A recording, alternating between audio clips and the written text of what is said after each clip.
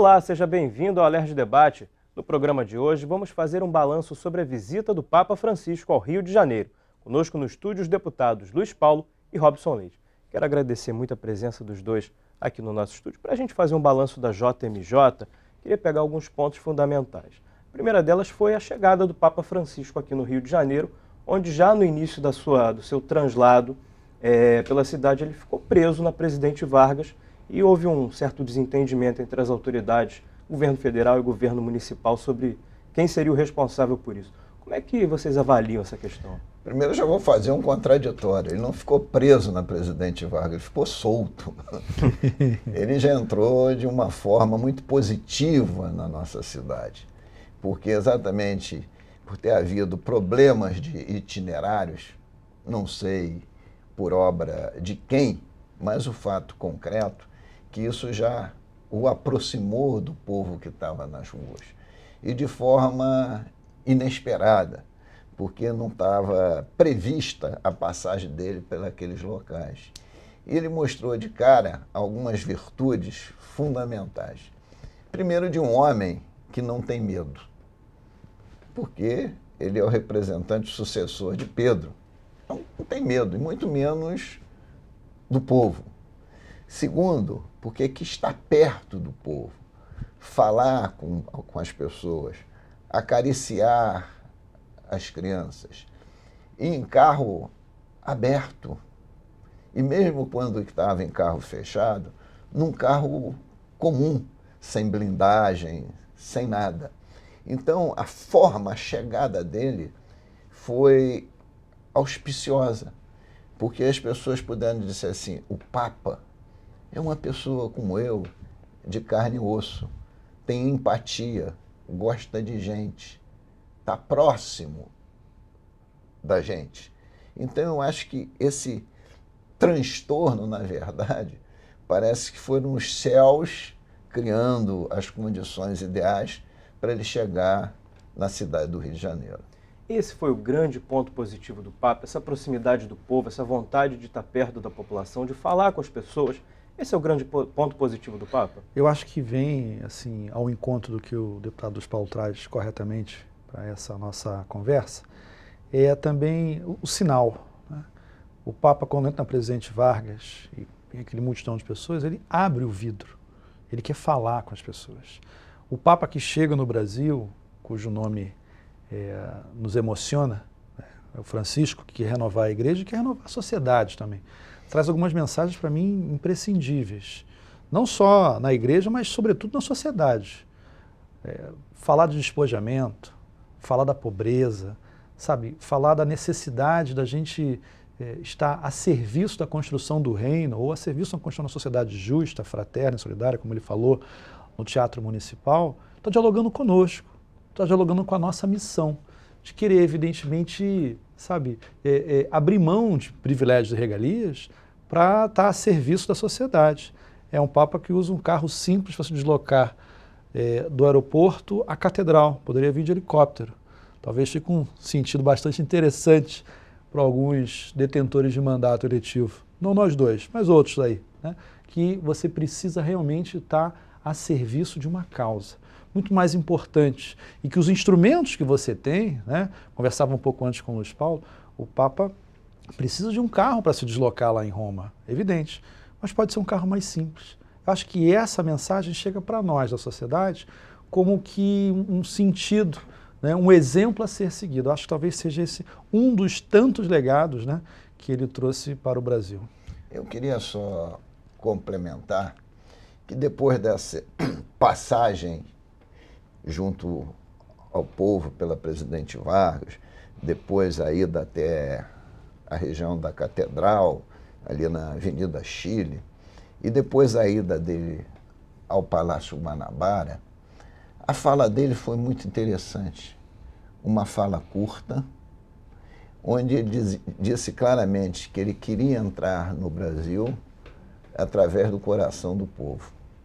Então ele está dizendo ao mesmo tempo que não me interessa o cerimonial, as pompas e as circunstâncias. Me interessa entrar no país através do coração do povo. E a segunda forte mensagem que é a mensagem espiritual, religiosa que ele trouxe, que é a mensagem de fé, foi dizer que Cristo bota fé no jovem e o jovem bota fé no Cristo, mostrando claramente que essa era a missão central dele, né? Apostar na difusão da fé. E tem um outro aspecto que, por diversas vezes, ele cita, no transcorrer dos diversos discursos e na entrevista que ele dá no último domingo, ele é incisivo sobre isso. Ele diz que ele não concebe um jovem que perca a capacidade de se indignar com tantas causas sociais que existem no nosso país, com tantas causas éticas que existem no nosso país. Se esse jovem não se indignar, ele não merece nem ser chamado de jovem. Então, ele também dá aí uma manifestação da necessidade da participação política. Ele fala claramente que ele não quer uma igreja que seja uma ONG. O termo e a comparação foi dele. Ele quer uma igreja próxima do povo. E ele fala claramente também o seguinte: quem pode catequizar o jovem é o próprio jovem, porque tem a proximidade e a linguagem. Então, e ele diz isso sempre de uma forma muito simples e com palavras de alguém que está acreditando naquilo que está dizendo.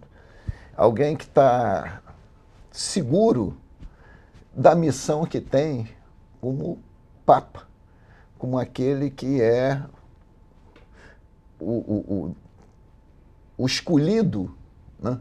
O ungido, para prosseguir com uma missão milenar que é da igreja. E essa missão milenar é levar Cristo, levar Deus a todos sem exceção. E ao mesmo tempo dizendo: como eu posso levar Cristo àquele que está com fome, que está com frio, que está com febre, que não tem absolutamente nada? Isso tem que ser um esforço de atendimento de todos os credos, né? Então ele está fazendo também ali um próprio discurso laico, que todas as religiões são importantes, desde que o objetivo seja comum, fazer uma sociedade mais igualitária, né? Então eu acho que é uma passagem memorável. Uma passagem memorável exatamente quando multidões de pessoas vão às ruas protestar com aquilo que é de mais importante na sociedade que está faltando. No fundo, esses protestos são para contestar, para mostrar, para se indignarem em relação a uma grande crise moral que vive o processo político brasileiro. Mas é importante lembrar que o Papa, além de um líder religioso, ele também é um chefe de Estado. E ele deixando essas mensagens políticas, exatamente nesse momento de instabilidade que a gente vive, de muitas manifestações, principalmente aqui no Rio, isso deixa algum legado para as pessoas que estão indo às ruas, para as pessoas que querem algum tipo de mudança nesse momento? Eu não tenho dúvida. Veja, eu acho que vale a pena, eu tenho feito isso, ler e reler todos os discursos, das homilias, das missas, aos discursos, inclusive, no encontro com a sociedade civil no Teatro Municipal, enfim. E até a própria entrevista que ele deu, antes, né, não a do avião, também foi ótima, mas quando ele diz, por exemplo, no Teatro Municipal tem uma frase para mim que é emblemática, quando ele fala do Estado laico, que respeita todas as religiões, e ele recebe um babalorixá, né, uma pessoa de outra religião, e ele mostra a camisa da intolerância religiosa. É evidente que não foi uma surpresa, todos sabiam que ia acontecer aquilo. Ele mostra, coloca um cocado de índio na cabeça e repete 3 vezes em seu discurso, antes daquele momento, diálogo. Fala 3 vezes, diálogo, diálogo, diálogo. Mostrando que a gente, quando tem objetivos, né, quando você tem um desejo, um sonho, que é legítimo, que é importante, mas você pode ter caminhos diferentes para chegar naquele ponto, né? Eu tenho divergências com o deputado Luiz Paulo, mas nós temos alguns pontos em comum. Somos autores juntos da PEC que traz o ficha limpa para o Tribunal de Contas no Estado, PT e PSDB, mas a gente tem elementos que a gente não abre mão. E divergimos e brigamos dentro dos nossos partidos por essas questões e outras. Então, essa mensagem nos fortalece. Ouvir de um chefe de Estado, como você muito bem colocou, ouvir de um líder religioso, isso é importante, que fala, a palavra que ele coloca na entrevista sobre as manifestações, não me gusta, né? Não me agrada o jovem que não se rebela, que não vai para a rua. E ele coloca, inclusive, abre a entrevista dizendo, eu não sei o motivo das manifestações no Brasil, mas acho que a juventude tem que ser ouvida. Não me agrada um jovem que não se rebela. É isso que ele traz para nós. Eu acho isso fundamental. Nós precisamos construir mecanismos, a sociedade, né, a classe política, de uma maneira geral, de maior participação. A democracia é participativa, ela precisa ir gradativamente ganhando espaço em detrimento dessa representativa. Quanto mais as pessoas participarem da política, melhor para a sociedade. Eu acho que você falou sobre uma palavra legado. Eu acho que o Papa, a sua vinda ao Brasil, Papa Francisco, ele deixa muitos legados, mas deixa um que ainda há pouco eu conversava com o nosso deputado, que é o legado de constranger os poderes constituídos.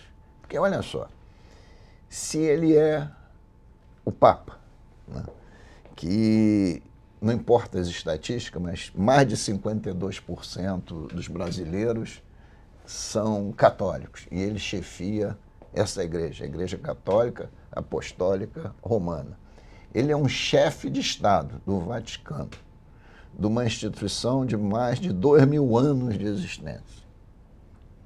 E com a máxima simplicidade, carrega na sua mala um barbeador, um livro de Santa Teresinha, anda como carro oficial da visita formal num Fiat que qualquer um do povo de classe média pode adquirir. Deixa o papamóvel hermético nas oficinas e vai andar com um papamóvel que ele pode controlar e abrir os vidros para estar perto do povo. E, ao mesmo tempo, no auge de uma popularidade, e não deixa-se contaminar por isso, né? O que ele está dizendo? Aqueles que estão na cúria não podem ter comportamentos diferentes desse que eu estou tendo. E dizem para os políticos que estão no poder qual é o caminho, né? Mudem seus comportamentos. O político, diz o Papa, e diz a razão, e diz a filosofia, ele existe para trabalhar a favor do povo e não para trabalhar para si. Parecem coisas óbvias, mas estão sendo ditas na hora devida, por quem tem uma autoridade muito grande de dizê-las. E, ao mesmo tempo, ele diz que não é capaz de julgar ninguém. Ele fala sobre o perdão de uma maneira muito clara. Ora, se um padre torna-se padre e, antes de ser padre, for um pecador e distingue não um criminoso, não cometeu pedofilia, pedofilia é crime, mas pecou, como todo ser humano pecou, e depois se converte, o pecado está redimido. Então, ele está reintegrado. Ele pode exercitar, né, o clero.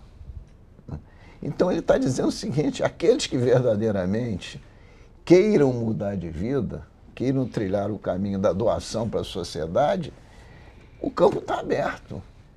Porque se Deus perdoa, não sou eu que vou julgar. Quando ele dá o exemplo do homossexual. Se o homossexual quer estar perto de Deus, sou eu que vou condenar, porque eu sou o Papa, né? Então, ele claramente mostrou aí a possibilidade do caminho do perdão, né?